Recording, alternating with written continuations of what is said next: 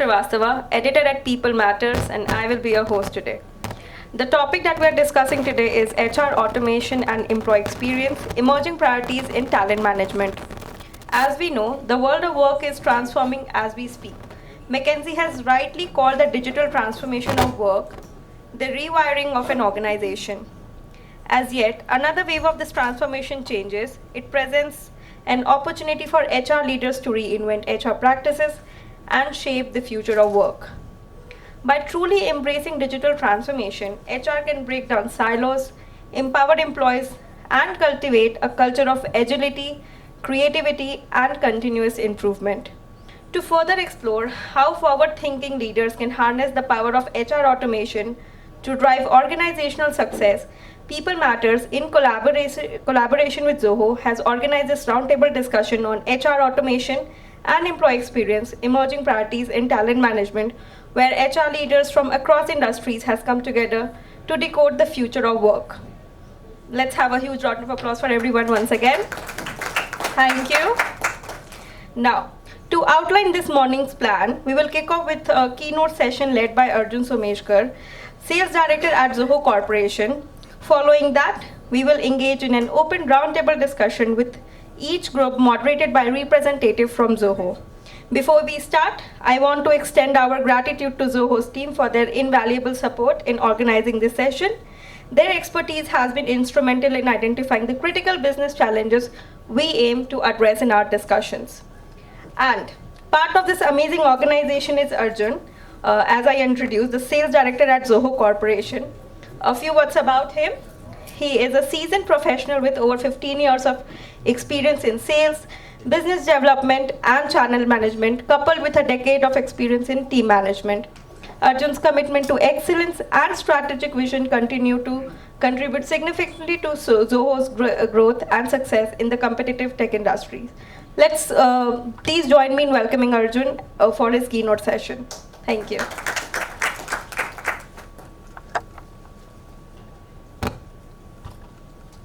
Thank you for the introduction, and my name is Arjun. Very good morning, everyone. Just before this speech, my counterpart had given me, had written a small JD about me. I clearly told them not to knock it off because JD is something that you see day in, day out. So I asked them to keep my introduction very simple. All right, so before I get started, I would like to thank you everyone for joining this session. My name is Arjun. I take care of the sales at Zoho. I manage the sales of HR Speed of apps. And I come with about 16 years of experience. I used to work for Naukri.com for about 8 years and 8 years at Zoho. So all this while I've been interacting with HR community. So it's a pleasure having you. With that, I'll start my presentation. So I'm going to cover a bit of what we do and who we are, and then talk a bit about the offerings that we have in the HR space. As the famous saying goes, the best way to prepare for tomorrow is to do your today's work with all the conviction and humility. And we have been doing that for almost 28 years now. And that has helped us become a global company focusing into deep technology. And this is our CEO. We just mentioned that we are a bit unusual company in many ways. Our commitment to the community has always been the core focus from the beginning, be it taking the opportunities to the place where talent is, be it creating opportunities or rural development and empowerment, powered by research and development, has been our prima facie. With that, we have got the transnational localism, which pretty much means to be locally rooted and globally connected. The kind of models what we have created in India is something that we are planning to replicate all over the globe with multiple offices that we have. And when SaaS was booming in 2005, the first focus was to have the privacy first, and subsequently not to sell the customer data and not to run ads was the first focus for us, and we have been doing that since then. And Zoho Schools of Learning has been around for more than 15 years, and almost 10% of Zoho employees constitute from Zoho Schools of Learning. And Marubadi is a program that we have exclusively created for women who have taken a career break. It's going to be a restart for them to get started in the career. We got about 5 brands under Zoho. As you see the timeline from 2002 to 2005 and 2021, we have got Control with Trainer Central and Zakia. And here is a quick timeline of all the applications that we have built. And to just expand, all these applications are proprietary or owned by Zoho. We own the entire stack. That also means we own the entire framework and architecture. Here is a quick infographic about the company. So we have about 100 million users, 55 plus apps, 15K employees all over the world, 25 plus years of existence, and a connected ecosystem. When I say connected ecosystem, it means a well-integrated applications which can work seamlessly. Here is a quick journey of Zoho's HR suite. As you see, 2008 was when Zoho People was launched, and over a period of time, we launched ATS, employee collaboration software, business messaging software, and expense management. All these were started as point solutions, and what we are trying to do is, once we build the application, we put it all together as a bundle so that you get the entire employee experience out of the bundle. And these are some of the leading brands that trust us. An airline brand to e-commerce to FMCG, we have pretty much all large brands using Zoho HR Suite. With that, I'll end the conversation. Thank you so much.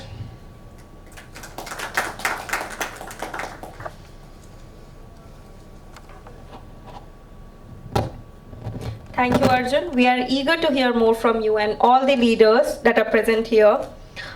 So let's start our roundtable discussion. Just to brief you on how the session will commence, the room is divided into 5 groups, each at tables numbered from 1 to 5. Each table has questions for discussing your organization's best practices and challenges. Towards the end of the session, I'll request one representative from each table to come forward and share a brief summary of their group's discussion, highlighting key insights and takeaways. Before we start the discussion, let's do a quick check-in. There are mics placed on every table. We can start with a brief intro and let's keep it short and crisp. Okay. My name is Priyadashini Naik. I represent CDM Smith. CDM Smith is a captive unit. It's basically into infrastructure engineering and consulting. As I said, it's a captive unit, and yeah, that's my quick introduction. Hi, good morning. Thanks for joining. Myself, Charles, HR leader from Zoho. Good morning, everybody. My name is Lata. I work for an organization called NetConnect Global with over 17 years of experience. Hoping to hear lovely things from all of you, which helps us understand which part of automation I am missing in my organization. Good morning, everyone. I'm Neeraj. I head DHR for a company called Dexian. I really don't want to tell the number of years of experience I have. Good morning, everybody. My name is Siji John. I represent Attendee Consulting. We are with the Talent Solutions background, and I'm here to learn from everybody here. Thank you. Let's move on to table number 2. We were not sure if it's number 2 or number 3. Right. Hi, good morning, everyone. My name is Yasmin Sheikh, and I head HR for a US multinational called NextGen Healthcare. We're a 50-year-old organization, and good to see some familiar faces here. And thank you, People Matters and Zoho, for having us, and looking forward to the conversation today. Thank you. Good morning, I'm Santosh. I'm representing Zoho. Hi, good morning, everyone. I'm Yogita Shanbag from Juniper Networks. I head India HR, and we are a 4,000 employee organization based in India and based in California with a 10,000 employee base. We are on a mission as a company to drive AI secure networks. So looking forward to this session. Thank you. Hi, I'm Shishir. I lead HR for Airbus at Bangalore, and one of the two aircraft manufacturers, and I represent the A company. And here to see, traditionally we are a manufacturing company, so we are always lagging behind in systems. So wants to learn what all you guys do. Hi, my name is Anshika. I work with a company called Interface.ai. It's a startup. So I think we are not averse to technology. We are into tech field. But here to learn from each one of you to what are the best practices that you all follow and adopt it in our company. Thank you. Hi, good morning everyone. My name is Sayukti Saxena. I'm a part of Athena Health. I lead their talent and culture. Athena Health, for those of you that may not have heard about it, is we just build healthcare systems that are accessible and sustainable. So yeah, looking forward to a nice discussion today. Thank you. Hi, good morning everyone. I'm Malini Lakshman and I am associated with a company called Clinical Informatics. It's a clinical research organization and I head the HR. I'm really happy to be part of this session where everybody comes from different facets of the industry and how they're really, inculcating AI. And also happy to meet some of the existing Zoho users here. Thank you. Hi everyone, I'm Priyanka. I'm from InMobi. Well, I think many of you may be knowing InMobi as an ad tech company, but if we, I will probably take it, introduce the other part of InMobi, which is Glance, which is into the commerce. So as we recently have started introducing InMobi to be like as an internet company with the focus on the ad tech and also being a commerce focused company. What I do over there, I take care of the people and culture in the capacity of the business partnering for the engineering division. Hi everyone, my name is Dipali. I am also part of InMobi. Priyanka has already introduced InMobi to all of you. I am also part of the people team and look forward to the discussion today. Good morning everyone, I am JV Prasad here. I represent Muga Bhopal Health Insurance. I work here as a Assistant Vice President HR, taking care of South, West and Central zones. Thanks to People Matters. Hello everyone, I'm Annie from Zoho People. Delighted to meet you all and be a part of the discussion. Thank you. Hello, good morning everyone. I'm Pradeep Bangalore. Yes, Bangalore is my surname. Don't ask me why, I have no idea. And with that, I head the HR for APAC for a Swiss-based organization called the Kudelski Group. We are in the space of digital TV, cybersecurity, and physical access. And looking forward for interesting conversations and takeaways from this gathering today. Thank you. Hi, good morning. I'm Alex from Oracle. I take care of the industry verticals HR for Oracle. Most people know of us as a database company or a cloud company, but very few people know that we are in the hotel industry, telecom industry, healthcare. The COVID vaccine of Pfizer was developed by our tool, and most importantly, this hotel runs on our hotel software. I will still not ask them to switch off the power. I need to stand for sure. Hi, I'm Mohammad Ilyas Akhtar. I'm a CHRO at Rupeek Fintech Private Limited. It's a gold loan fintech company, for those who don't know. It was the first doorstep gold loan company. And I'm happy to engage with all of you and learn from all of you on the technology side. Although we are a fintech company, but trust me, we are still very, very far in terms of deploying technology on the human resource side. Hello everyone, my name is Aditya and I'm from Zoho. I look after the sales for Karnataka region. Pleasure to meet you all. Hi, good morning everyone. I'm Royden Gonzalez. I represent a custodian bank called Northern Trust. I lead the talent management and development function for the Asia Pacific region. I'm looking forward to the discussion and the learnings from today. Good morning everyone, my name is Ratika and I head HR for a company called as Neviton Private Limited. It's an IT and engineering services, so I was just telling her it's a very rare combination because we do IT services and mechanical engineering services. So For us also, I think technology plays a very important part, and how do we actually differentiate and still not differentiate both the nature of businesses, right? So I'm here to learn a lot more from all of you. Thank you. And thank you, Zoho and People Matters. Thank you. Hey, good morning all. My name is Mahantesh and I represent the company called, which is into semiconductor fab manufacturing. So we are all know that India is more focused on the fab manufacturing and semiconductors. So we are working on one of the toughest challenge on the semiconductor industry. So wherein we have tough competitors and customers like Samsung, then we have Hitachi, Dell, and now based out of Japan, US, and Taiwan. So I represent their HR function, managing end-to-end, right from HR recruitment, onboarding to offboarding. So pleasure to be meet here, to be part of this meeting, and looking forward to all learning and discussions. Thank you.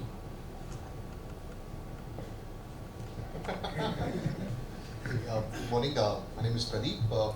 I'm from Visionary Technologies. It's a US-based SaaS company. So I head HR there. Nice meeting you all. Looking forward for all the learning today. Hi, good morning everyone. This is Dr. Vivek Trivedi. So, as they always say, last but not least.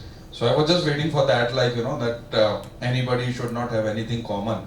So I'll tell you, almost with 20 years of experience, I got my Ikigai and then I started my own company, CHRO.com. And I was looking for some kind of software and support services, and that's what I got Zoho. And their onboarding team support was such a wonderful that I became Zoho evangelist. And now I can say that I'm a proud partner with Zoho. And recently we clocked 1,361% growth in Zoho People and Arjun, Aditya, Annie. Almost we love to connect with them all the way, and looking forward to share more success stories, what we have built with Zoho in such a short time. Thank you so much, and looking forward to love you all. Thank you. Thank you, everyone. So let's start the discussion. The Zoho representatives on your table will guide you through the discussion. Once done, we will discuss key takeaways and insights here on the podium. As I said, one representative from each table. Thank you. Let's open the discussion.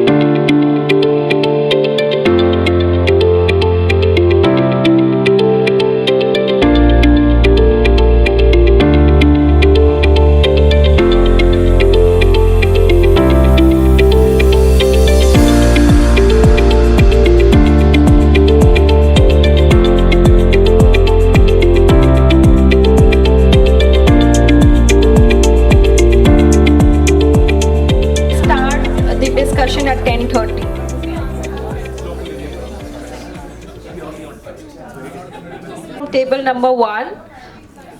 Are we ready?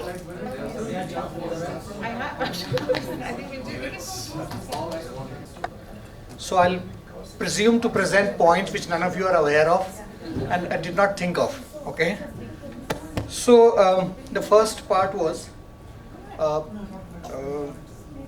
let me take the easier one. What are the 3 areas that we really want to automate and personalize, which will have maximum impact?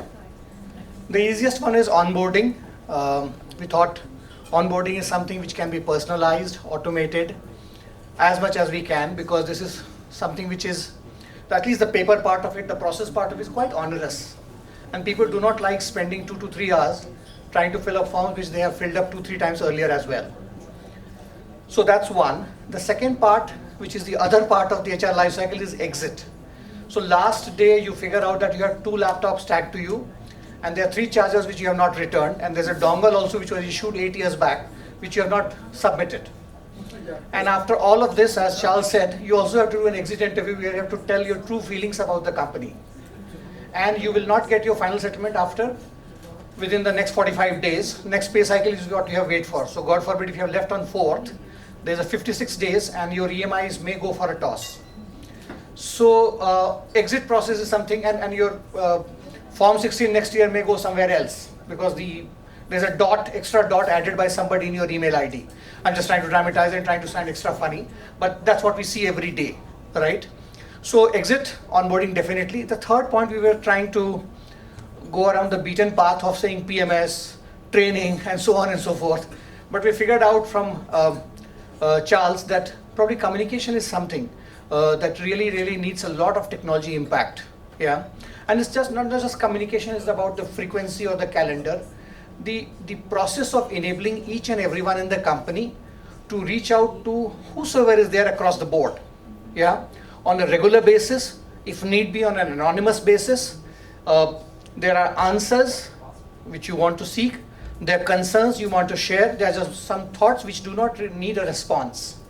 But a regular basis which comes to you, if I have an annual town hall once a year, annual as in it has to be once a year, then I may forget what happened in the last 9 months, okay?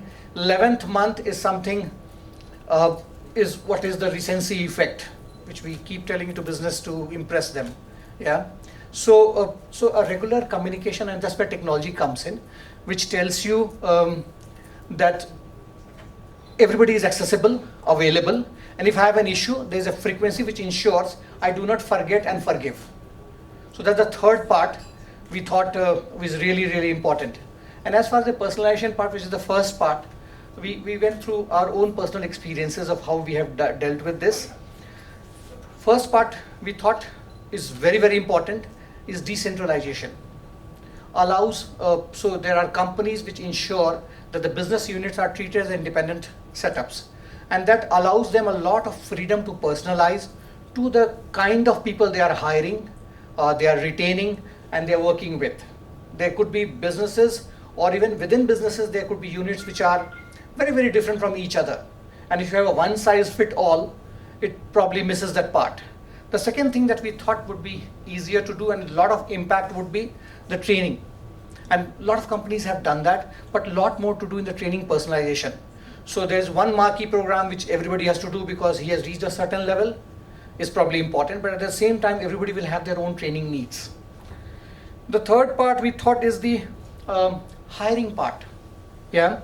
So how are people reacting to your offer, to your interview process, to the entire scheduling and onboarding process? So that again something which you can personalize and figure out who is likely to join, who's likely to not to join and drop at the last minute. Yeah. And there are tools which ensure that. Something new which has come up, employee sentiment and retention. There are tools which enable you to figure out the employee sentiment on a regular basis. Some of them could be immediately actionable. Some of them you have to look at the trend over a period of time to figure out how does it really work. Is it really something you should pay close attention to, or something which is routine and you have to just let it go or let it be? So that's what we thought. We were clever enough to discuss and share something with you. Yeah, thank you so much. Thank Thank you so much. Now can I invite someone from table 2 to share the insights?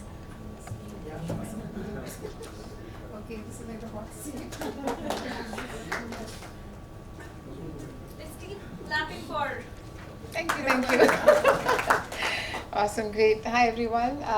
Good to be here representing my table, and I hope I do a fair job. So, as is a very diverse table number 2, we have people from who worked in the services industries. We moved to manufacturing. We have somebody from AI. We have someone from Zoho, and product companies, Airbus, healthcare, next gen healthcare. We have Juniper, interactive AI, or I said the other way around. Sorry, Anshika. Yeah, okay. So the question we had was about crafting a superlative employee experience. This sounds very exciting, so we dived into it. It had 2 parts. The first part was about employee experience being having evolved over the years, and everybody wanting a very unique experience, customized experience. And I think as every organization, what we discussed is we're doing many things, right from the entire employee life cycle of hiring, onboarding, performance management, exit, surveys, employee engagement, and many things. We had great discussions about how the tools are in abundance, and all of us have tried many tools, some which are internal and some which are from the market, and how they've come to be of great use in terms of, let's say if it's recruitment, it's just screening through the resumes, right? But there's just that much you get. But like someone was sharing, if you go to another tool, you're doing the same thing again. It may give you a slightly varied response. So where do you stop? Like, how do you know what this is? So I think that part is something that we felt was important. But in terms of creating employee experience, like for us, if I talk about next gen healthcare, we're 100% remote. Bringing in inclusivity in decision making while making policy changes, doing surveys like in Juniper and Airbus and other companies that we have on the table, and how we're taking that back and saying by manager. You have feedback in terms of how that employee's experiences in that team, and what are the areas that one needs to focus on to bring that enhancement. So end of the day, everyone is working towards creating that wow experience for the employee, and I think to a certain extent companies are successful, and that's what the surveys tell us. And the journey doesn't end because employee experience is equal to customer experience. Finally, it boils down to budgets in terms of how much you want to invest in what you want to create for the organization, and whether it's a global organization or a local, and how much empowerment you have in making decisions, saying whether you have one system. And we were having some great conversations saying, can you make a decision to have a tool in India, even though you don't have a tool globally? Answer could be yes or no, and how hard it is to convince stakeholders. I think that's where we left that first part on. The second part was about data is definitely there, and what are some of the AI-based tools that, with specific examples that have helped us. So we went back to the same conversation, amazing tools. Let's separate, technology from, tools and AI. Those are very different things, because tools help AI, and because that's the part which combines all data. So we had some great examples. For example, in Juniper, and Yogita was sharing, they have something called Culture Amp, which provides an overview, and I can see some people smiling, so I guess you're using the same tool. So, where it gives you an analysis of what that feedback for, that particular manager or team is, and what are the areas to improve. So it recommends. So I think the HR's job of saying, can you tell me what the survey findings are? This tool helps, because it automatically generates and proposes those things. There's also called, sorry, I made notes, Fuel 50, which is more about career management, where you are given opportunities to do gigs. You can look at promotions. You can look at exploring different opportunities. It maps your skills. It need not be tenure based, but it's really what the organization feeds into that tool, and then it comes to you saying, okay, the next possible opportunity, it matches your profile. So I think it makes life a little easier for HR also to say, okay, you can put on the tool to say this is what it gave. Of course, human intervention is needed. There will be some managers who will say, but my person should get promoted, even though the system is saying, there's somebody else somewhere else, because that someone else may not be let gone by the other manager. So different dynamics, but these are some tools that are available today. Equally quantum that we do at NextGen, where we have surveys, we do manage effectiveness. So that also recommends few things for us across teams for us to take it back. We do something called Employee Experience Monitor, which is on a monthly basis. It throws indicators of which direction we as an organization are going in different slices and dices. Shishir talked about Workday, and we shared a common view on the table in terms of how it's all great, but to do one integration, it's X dollars, right? So then you start looking for alternate tools only for attendance or leave. Let's look at, let's say, maybe Zoho or someone who's local, because the challenge his company has is 126 countries, right? So how do you cater to all of that? Interactive AI, again, they're doing many things, and in terms of it's a smaller organization, but it doesn't mean the problem is less. I think the problem still is about doing it right and it making sense for the organization. So largely, I think these are great conversations we had, and all said and done, I think we still need human intervention. We still need that one tool which integrates everything, which I don't think we have. I don't know if any HR person has that answer, but I think it's an evolving situation for all of us. Many new tools coming, but I think we're still looking forward to that one tool who can give us at least these three things that our organization is chasing. And I think, but so far so good, but I'm sure we can get to better. And I hope I've covered everything. If anyone from the team would like to add, please feel free. Awesome. Thank you so much. All right.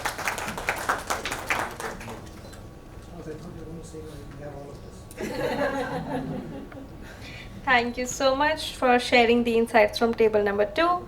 Now let's move on to table number 3. Hi, thank you so much, table 3, for the opportunity to come in and present here. But if I miss anything, please do let me know that I've missed something. So we had an interesting topic. It was about future-proofing talent management, something that's really close to my own heart, about future-proofing talent management. And I think we started off on a note of what do you need in the next 3 to 5 years, as an organization. And if you're able to determine that today and work towards it, maybe you'll future-proof your organization. We spoke of, and before I even get to what we spoke of, and I'm just going to put little nudges here for then you all to for us to interact. We didn't get into solutioning. I think we just spoke of, okay, what happens in our organizations as far as future-proofing is concerned. We have a really diverse table. We have someone from energy and utilities. The organization is actually on a very different growth path. They're growing rapidly. All cylinders on fire is how Priyanka said it. We have someone from insurance, so they have very different challenges. They have to hire at scale, which was very different from the team of InMobi and Athena Health, myself at the table, where we spend a lot of time hiring each individual. And then we have someone from clinical research, very, very different skills that are required as an organization. So it was a very interesting group, got a lot of good perspective. So anyway, we started off with, okay, what kind of talent do we need in the next 3 to 5 years? And the continuous debate that we have as an organization of build versus buy. And we said we can only future-proof our organization if we focus on the build, right? And obviously, we in certain instances, we may need to go to the market, but how do we focus on the build? So the first half was spent a lot on how do we develop talent? How do we give them varied experiences? How do we move away from this tunnel vision focus of let's keep promoting people, right? So then we spoke of, okay, how do you give experiences to people, or how do you develop people? So lateral movements or internal mobility sort of came up.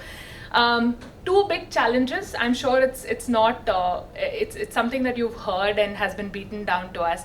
Managers hoarding talent is one of the biggest challenges that comes up in as far as lateral movements are concerned.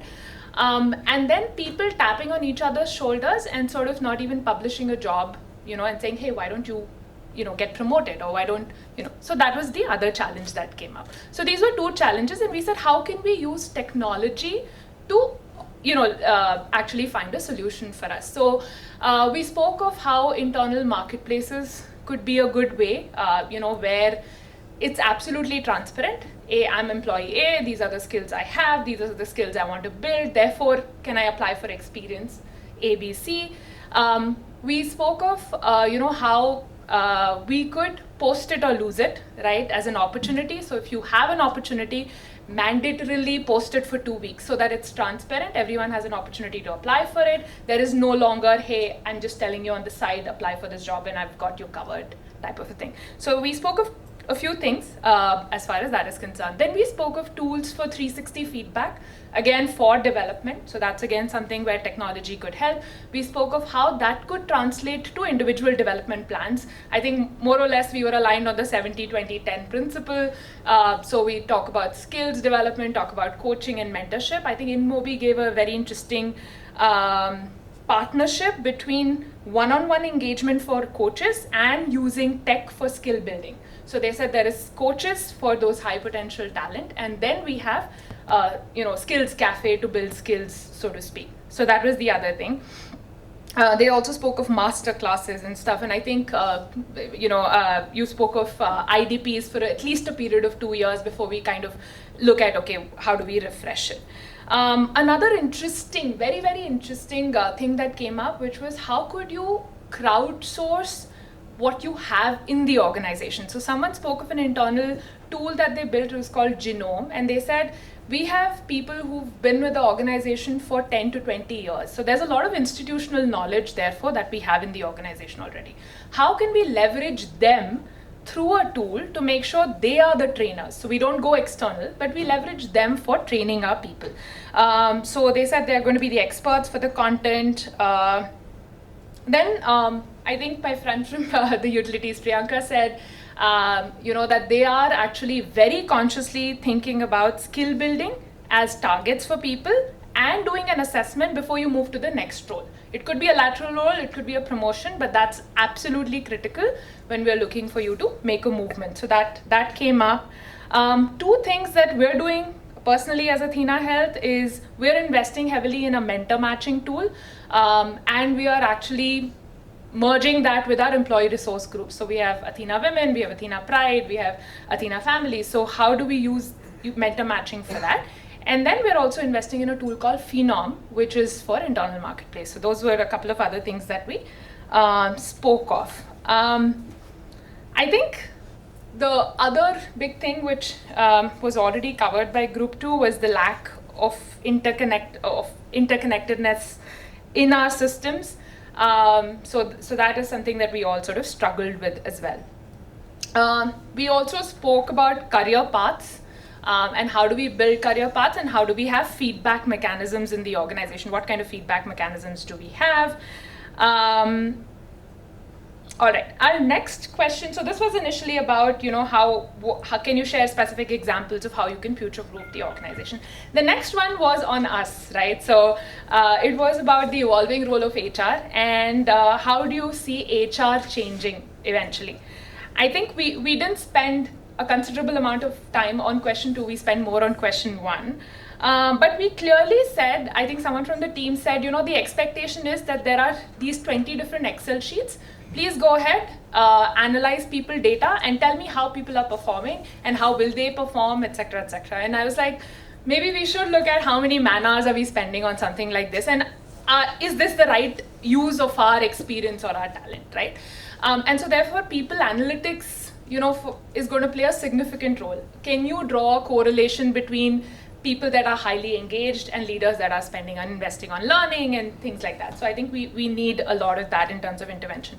Specifically, I think just the closing note is, as HR, are we okay with a lot of that manual work ourselves? How much of that do we say yes to, right? And how much of that are we able to significantly push back on? And for the good reasons, for the right reasons, right? So what kind of mindset changes do we need ourselves? I think that's really sort of the closing note. Anything that I'm missing? Okay, all right. So that's pretty much it. Thank you. I guess this was wonderfully covered. Now it's time for table number 4. Thank you. Let's have the huge round of applause.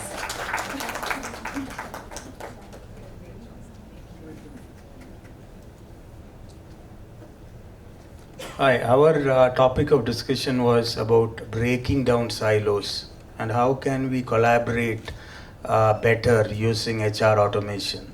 So we started with breaking down the silos in our table, because there was an IT company, there was a finance company, there were a health company, and on a lighter note, some unhealthy companies also. So we started with the quote, face look is always better than Facebook. And you can build kilograms of relationship personally than Instagram. So how do we combine the hyper-personalization part, which is required by today's, because if you look at any company today, 70-80% of the staff or the employees are millennials, post-millennials. The alpha generation has started to work, because if you're born 2000 and beyond, they are 24 years old today, and they are going to be the workforce. And many of us as HR managers, directors, VPs belong to 2-3 generations before, and our outlook of hybrid working would be very different from the people who are joining. Because if you look at the current generation, they are digital natives and socially awkward. They do not want to switch on their videos on Zoom. That could create, a fearful organization. I want to quote the book Fearless Organization, but this creates a... So how do you create, because when you look at the COVID and post-COVID, we always relate, because the Indian psyche of the manager is very different. Because I worked abroad, I started my career in EMEA, so I know the culture here and there. India, the proximity and politics, the two P's have more power than your potential and performance, because it's your social connectedness that can create that bonding.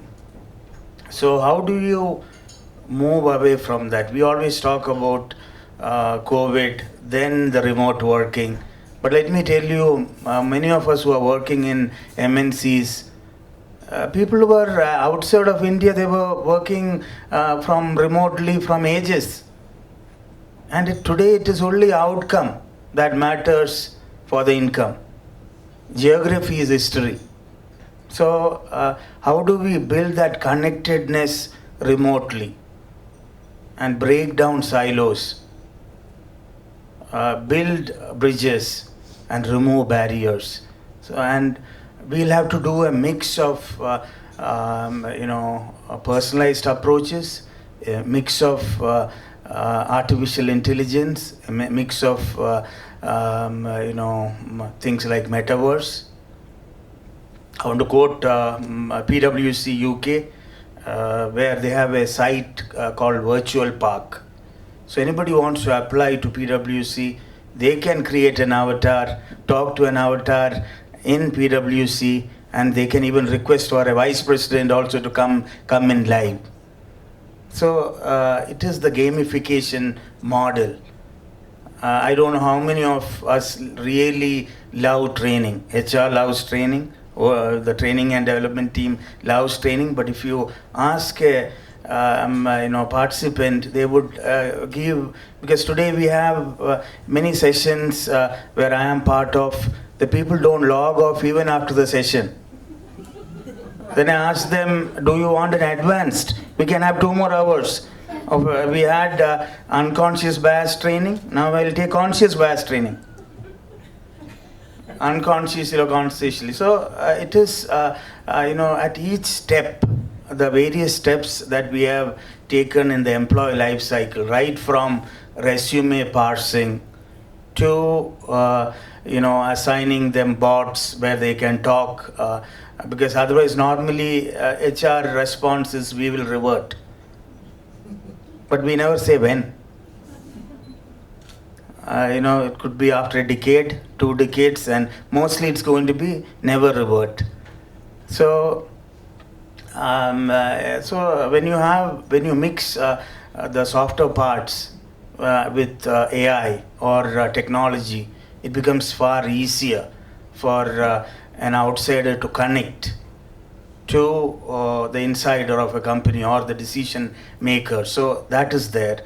A person joins, like for example, one of the companies I know is they have a tool which is a trawler. So somebody is joining from IIT Chennai, and the person loves to drink red wine and is also fond of fishing. So the tool will collate a buddy with the new joinee and the present employee, and will throw out 5 to 10 names in the order of preference. And this has enabled to mitigate the risk of no-shows. Because when you talk the same language, the birds of the same feather flock together. I don't think you'll see a dove with an eagle. So that is at the induction phase. Because people have those moments, they call it the magic moments or the moments of truth. Either it can be from a design thinking principle, there is a customer journey mapping. So the employee journey mapping, because employee is our first customer. If we take care of our employees, the customers are taken care by default, not the vice versa. So when we map the employee journey maps, we have something called empathy maps also. So each of those points, including sentiment analysis, we all have your voice surveys. But what does the employee feel? Hey, can you change your name to your noise survey? There is more noise and less voice. Most of the recommendations are hardly done. So how do we calibrate and make them effective and also get back? So all these things can be done online. Today surveys are online, so that is one mechanism. Coming to the learning part, AI tools can design learning paths or pathways based on employees' talent, skill, competency, aspiration, and most importantly, the learning style. Is that person more of that reading the book kind or experiential learning? So you design pathways, and then the uptake is much more. People complete the programs more. Otherwise, there is a recall issue. It's called the 48-98 rule. In 48 hours, you would have even forgotten which program you had attended. We had run a program called Unconscious Bias, and after 2-3 months, we ran a program called Coaching for Frontline Managers. So one of the managers was reluctant to enroll himself. Then I had to talk to the person, and he said, I have attended 2 months before. And I said, this is a pilot. We never have something called pre-pilots. I know natural stupidity is always higher than artificial intelligence. So then I looked back 2 months, it was the unconscious bias. So since the person was a senior guy, I had to temper down my argument, and I said that was an unconscious bias program, and coaching, we do it consciously. We can't do it for unconscious managers. So that is about training. And then when we go forward, it is a succession planning. The tools can today take out 3 people or the top 3 who can succeed in each of those critical roles, and that can be merged with the management for the softer skills, or what we call, Josh Bersin calls, the superpower. So things like creativity, curiosity, empathy, kindness, altruism. So these kind of stuff can also be combined. So when you mix both together, it's great. And another area of collaboration is we call them the collaboration circles. So in design thinking, if anybody's adapting that, you will know there's something called co-creation. So whenever there is a policy change today, companies, what they are doing is they run it across a cross-functional panel, which could be HR, finance, marketing, sales, all combined, rather than only HR taking the action. Like I heard one of the earlier speakers talk about, and I want to go back to a 2017 edition of Harvard Business Review, where the front page was "Bomb the HR." And they mentioned why HR is the most hated function in any organization. So this is a study by HB. So how do we change from that is, can we co-create and cross-pollinate stuff? So then that can be better. So we have those cross-departmental circles. So that is one way. The other aspect is anybody can start a Slack channel. So there are ERGs, the employee resource groups. So people, it can be hiking, it can be French, it can be tennis, it can be CSR. So when people bond together, because today when we look at the EX factor or CX, because I would always say EX is equal to CX. So one major start is the purpose and belongingness. Can we create a tribal culture? Culture, like what Dr. Sumantra Ghoshal used to talk, was the smell of the place. If I blindfold one of you and take you to Starbucks, you'll still know that is Starbucks, especially more if you're a coffee lover. So how do we imbibe the culture? So one part is to belong. Because today in the remote world, what is culture? It's only the laptop. Beyond laptop, there's no culture. Oh, I have Mac, or I have Dell, or Toshiba. That's the culture. So, so how do we move away from that? That is through these ERG groups, setting up virtual coffee connects, and managers and leaders play a big role.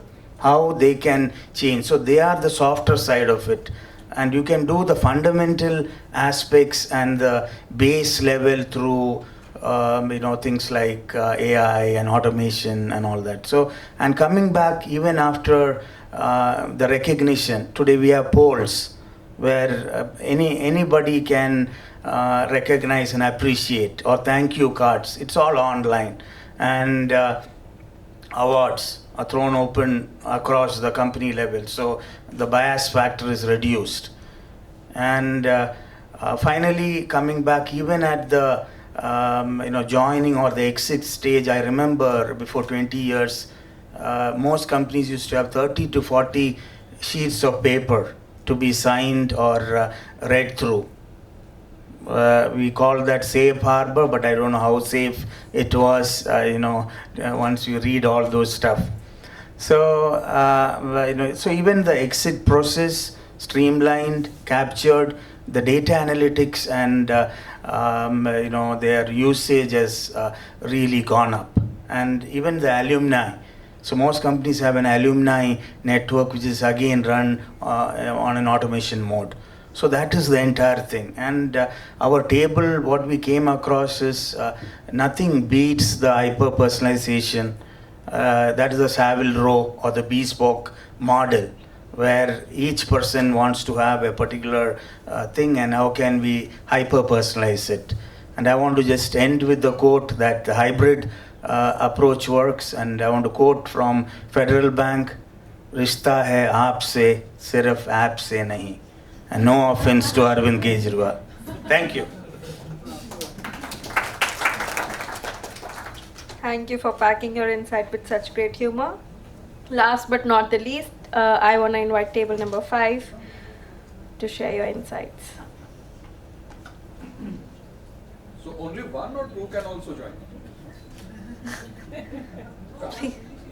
No, please join. Yeah. Let's have the huge round of applause. Thank you.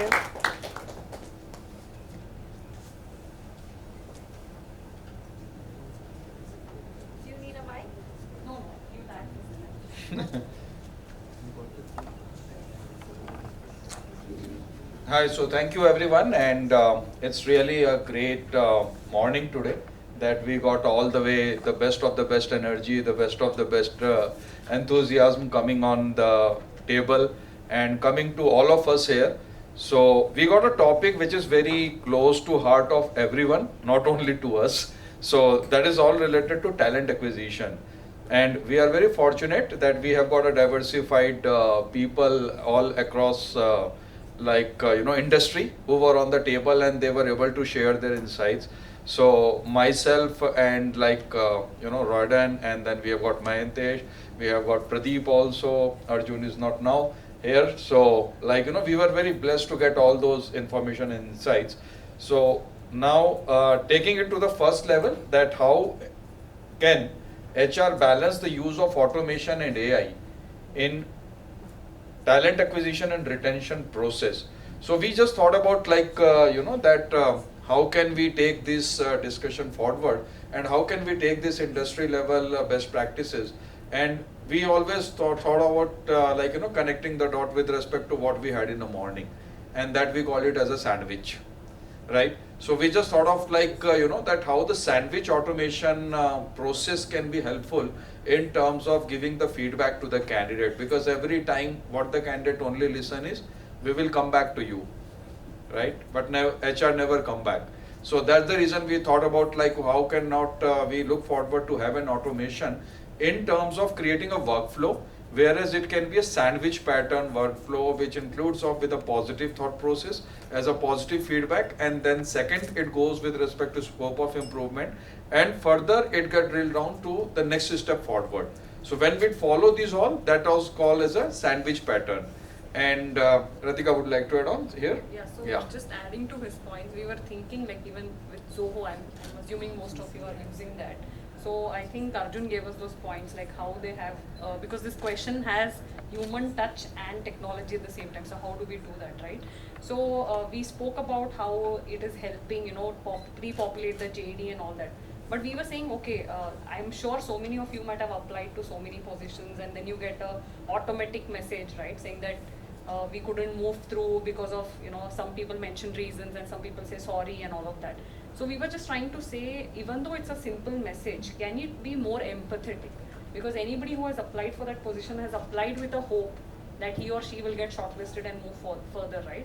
So that was one of the touches of, in terms of empathy, we were trying to say that even though the person is rejected, maybe we should, the message that we use is more empathetic. I think this was one of the points that we covered. Absolutely. And when you connect empathy, then what happened, even if the candidate who is whether getting selected or not selected does not matter, but at least that becomes a brand ambassador approach for that particular organization.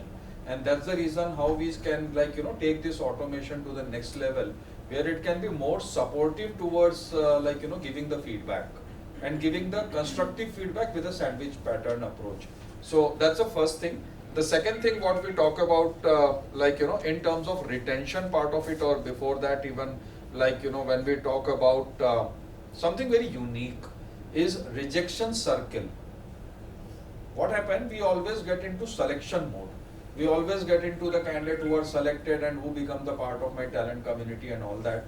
What in case if I can have some kind of rejection meetup, the candidate who got rejected, and if I can call all of those candidates here, and then I can call it as a second chance, or a second circle approach, where definitely we can look forward that how we can get them to our company once again, and how can we make use of this automation approach, how can we make use of this workflow approach.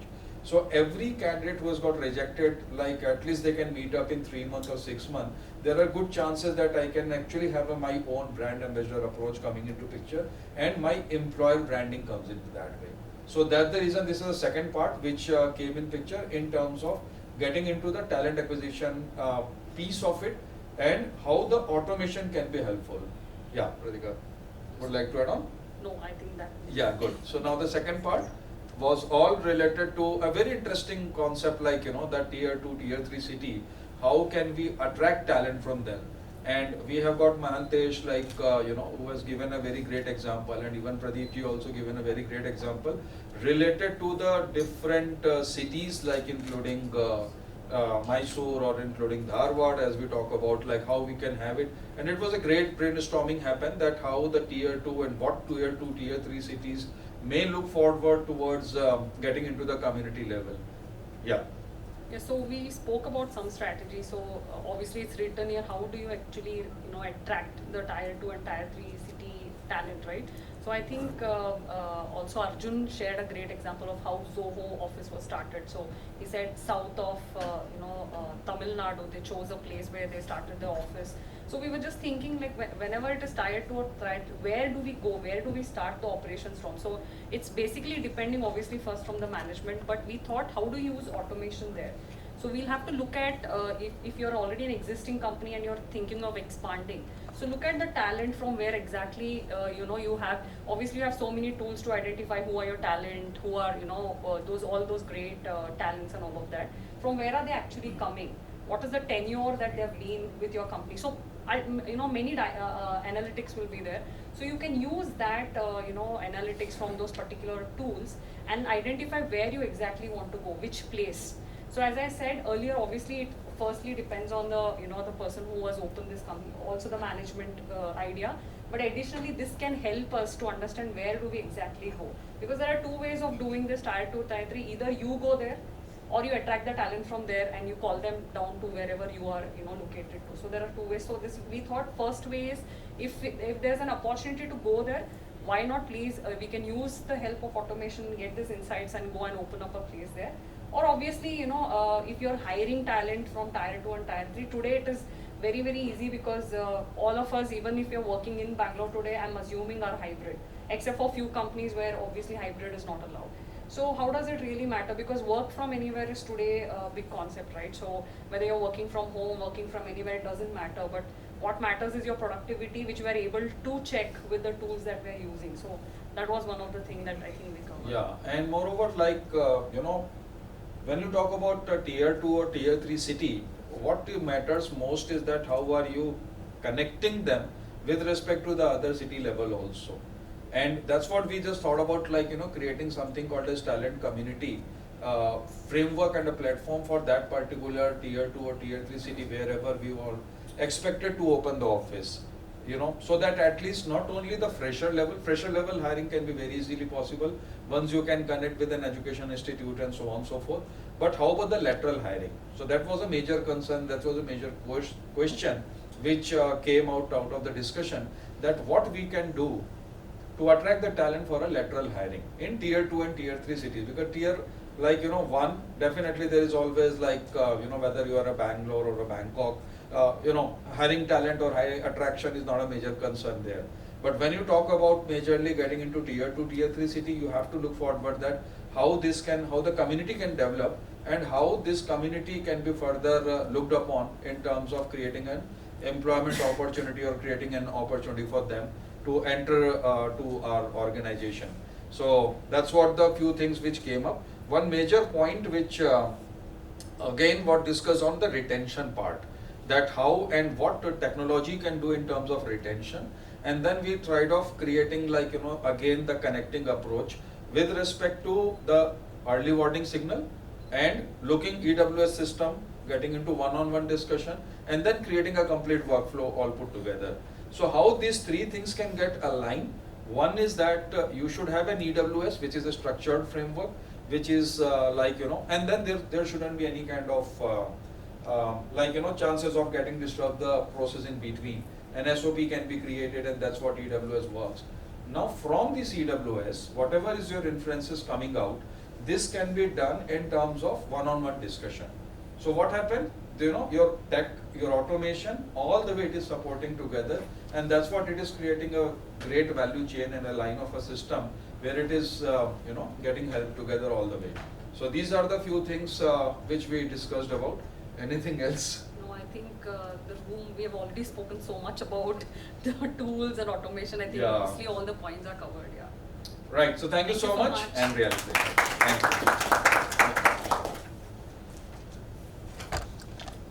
Wow, what a great morning of learning, be it about future-proofing the talent management or easing the process of feedback. I think we all gained a lot from today's discussion. Yes. Actually, I want to say a few things and thought process, after going through all the presentations. Like, you are talking about HR automation and employee experiences, right? I think it is built upon two things, empathy and transparency, first thing. Second is that, I'm just going through, like, everybody looks after the truth, right from the kid to his teachers, like, to understand why he got less marks, or why he got more marks, or whatever.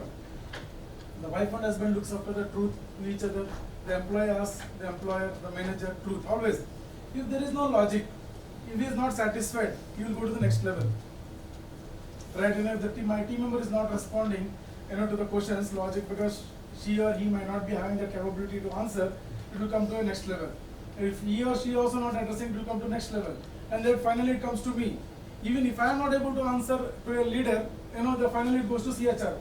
So it means to say that until unless today, two things are very clear cut is employee is not having trust because of so many things. And he is using a lot of digital tools also to record voices of managers. Yes. Second is that the logic he is not able to take it. Like, sir, whatever you're saying, sorry, I don't agree. So can you give me why I got 3 rater? Just tell you, I got a lot of mails now. Sir is asking me, sir, why you got 3 rater? I know I did 120%. What else you want? Then I told him, by as per the performance grid, whatever I was supposed to be 4, but somehow I given you 3. Then thank you, sir. Somewhere he has to have that logic. So if you build up that logic, trust, and of course with transparency and empathy, I think any tool will address all those queries. Yes, it's a matter of futuristic, but yeah, these things are to be looked at while building up any automation, so that the employees get satisfied and say, okay, for example, why I got the less payroll. Immediately you'll just do not look after the pay slip also. You'll just go back and ask HR why I got less salary. So if you build up that logic, I'm sure most of the things are attained. That's what I want to say something. Thank you so much. I'm certain all of us will reflect on it when we return to our workplaces. All right. I think we have established that feedback is crucial.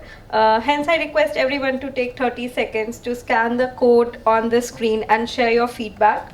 This will help us make these sessions more engaging.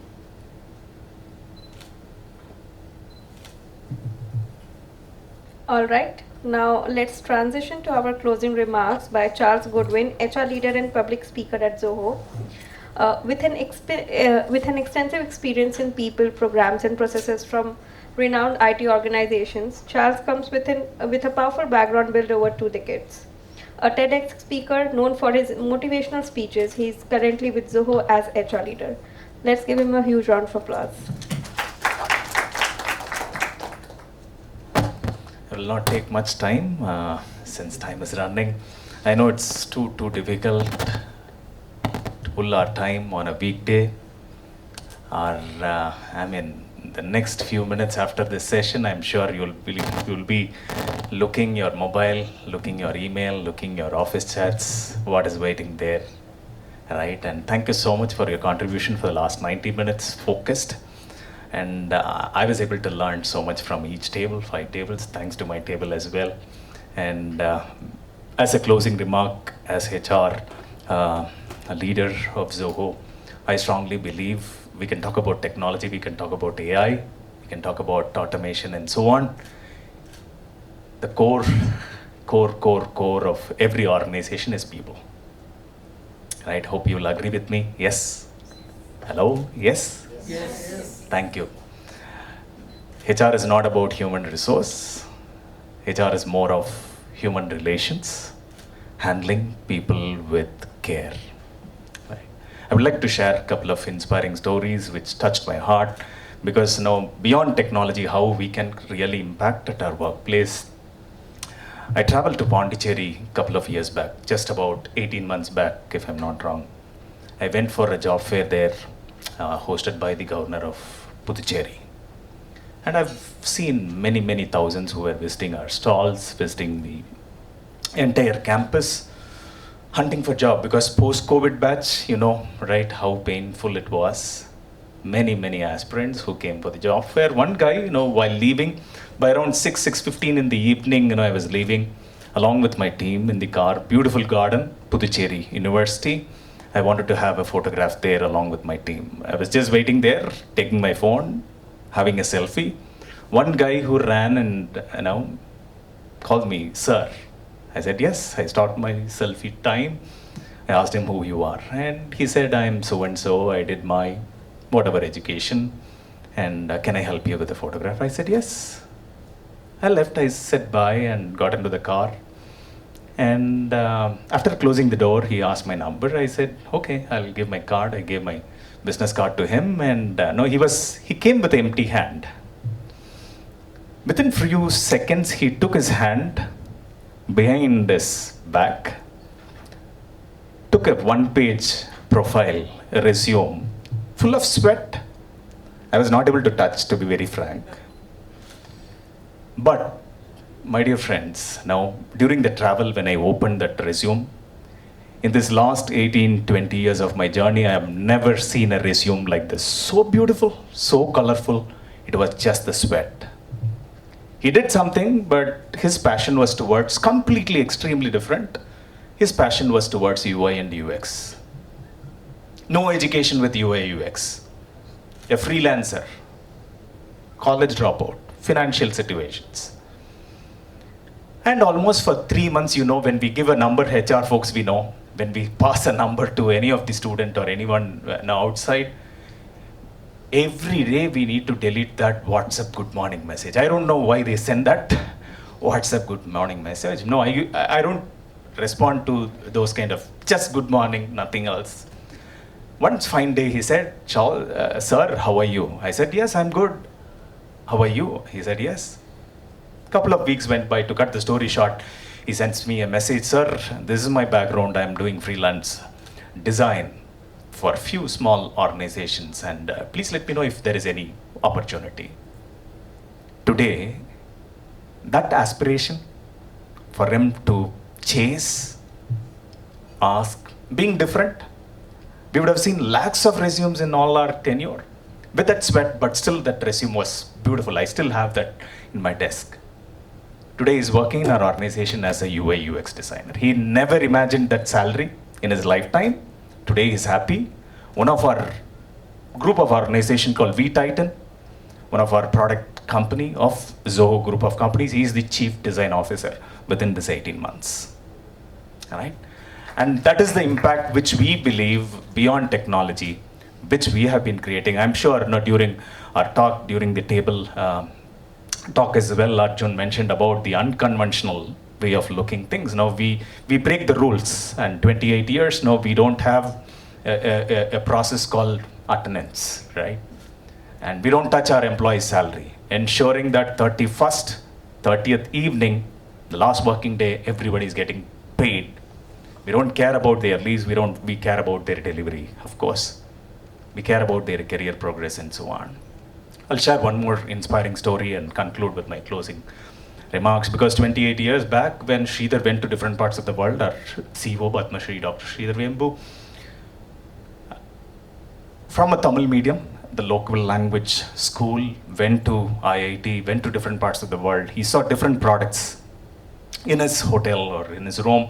He saw TV made in some other country, mobile made in some other country, watch made in some other country. Finally, he took a nail cutter, found some other country, made in. A small dream, a small question, why not made in India?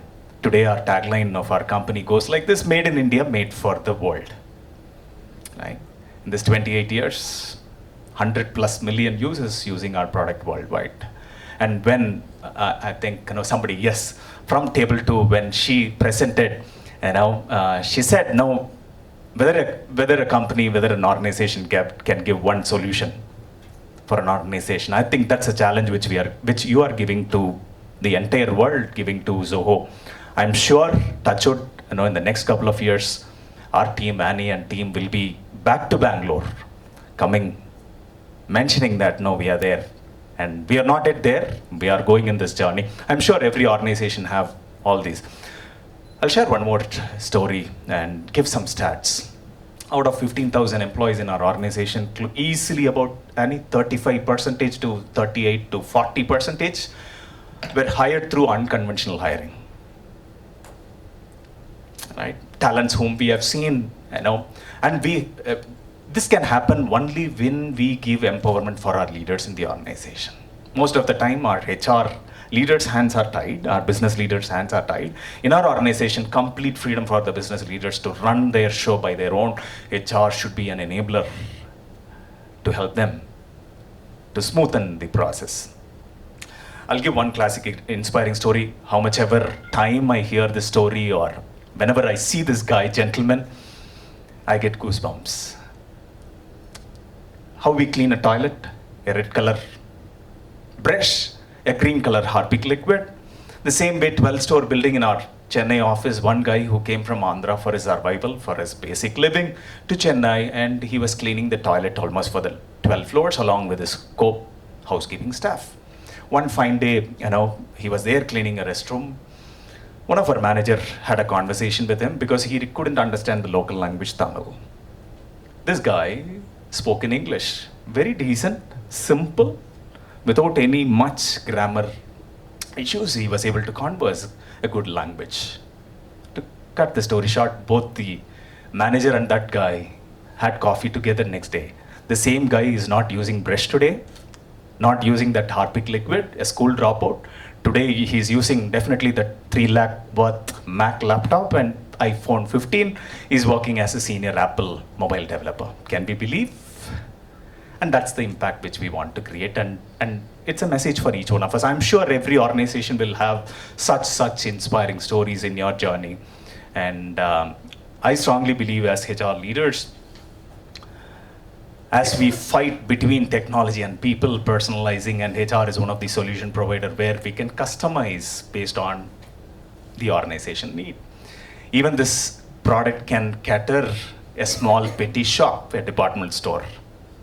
A cashier who was working in a department store just next to our building in our Chennai office, 12th dropout. Today she's working with us as a mobile developer in our company. Yeah. To conclude, the vision of our organization wanted to build talents from Tier 2, Tier 3. I'll take the last presentation from there and conclude. Today talents are everywhere.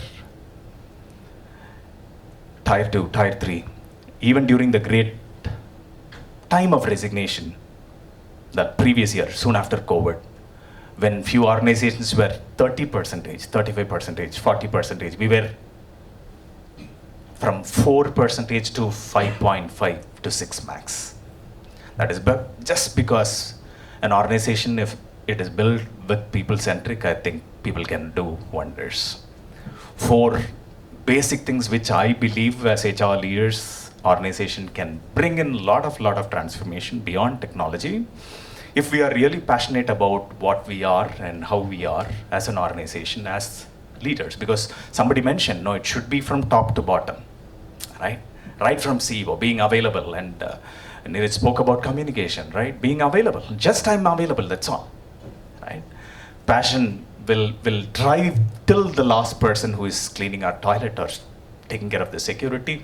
I think that's what I strongly believe HR leaders should evolve and cascade to our lakhs and lakhs of people or thousands of people who are trusting us in our organization. Number 2, irrespective of however we grow, we can talk about numbers. We are 100+ million, we are few lakhs of our, employees worldwide. We can be proud about it. I think humility plays a very, very important role. Touch wood, our root should be strong, right? And that's what I learn every day from my CEO, right? He stays in a small village without even an AC because he wanted to have that lifestyle. That doesn't mean that, no, he's sacrificing. No, That's the lifestyle he wanted, he preferred. He wanted to have a cycle there, he wanted to have an auto there, have a simple life. He wanted to adapt a village, Tenkasi, and transform like Singapore. 3 years back or 4 years back for NDTV and BBC News, he was traveling to a kilometer or so, sitting in a tractor and doing live shows. But today, just because he is there, everything has been set there by the government of India, government of Tamil Nadu. Technology, we are talking about technology as a technology. I think humility plays a very important role as HR leaders, which we can bring in from top to bottom. Because we, as HR leaders, we inspire people. Number 3, integrity. Because today, Zoho, if you look at now, zero finance, 1 billion we have reached in 28 years, right? If you look at our balance scorecard, sheet, everything is transparent. And only then people will trust us. It's not about, a small thing. Today, I'm openly, I strongly believe if HR leaders can inspire people, we can do magic. I was there in a conference in Madurai a couple of years back, soon after COVID. And I saw a gentleman, who was my co-panelist. Please don't take me wrong. And, he took permission from office mentioning that his grandmother passed away. He's a vice president of an organization. How will people trust? Somebody took a photograph of that event, passed on to the team, his name was spoiled in the organization. Hope you got it. All right. Integrity plays a very, very important role because people look up to us because we are driving change as HR leaders. And that applies to everything, right? We promise something and when they come into the organization, know something else, which they see. And finally, to conclude, respect is something which our current and upcoming generation look for. Correct? Our customers will look for. Whether yesterday I was talking to a customer, he said, no, I might not give you a lakhs and lakhs of business, but my need is just 5 people to 8 people, but I'm your customer. Right? Every customer is important. Every people is important. Every business leader is important. I think respect plays a very important role. These are the 4 values I felt in the last 20 years of my journey when I connect with my current organization, and that's what connects me as HR leader. That's what completes me as a people person. And I would like to end here. HR is not about handling people. HR is not just about bringing bringing wonders through technology. Beyond that, can we have that human touch, handling people with care? Because if a glass is fallen there, that's all, it's over. Handle people with care. Thank you so much for the opportunity and thanks for being here. And we would like to collaborate with you in every possible way. Definitely we will meet soon here in Bangalore. Thank you so much. Thank you so much, Charles, for sharing all these stories with us. All right. As we wrap up this morning session, I'd like to express my gratitude to our partner Zoho for their invaluable support in making this event possible. Our thanks extend to our moderators for the session and a special acknowledgement to our dedicated leaders who played a pivotal role in making this event happen. Before we depart, let's gather for a group photo here. Let's just gather for a group photo here. It's been a pleasure having you all here with us, and we eagerly anticipate seeing you all at our next session. Please remember, after the photo session, please join us in the lobby for the networking session.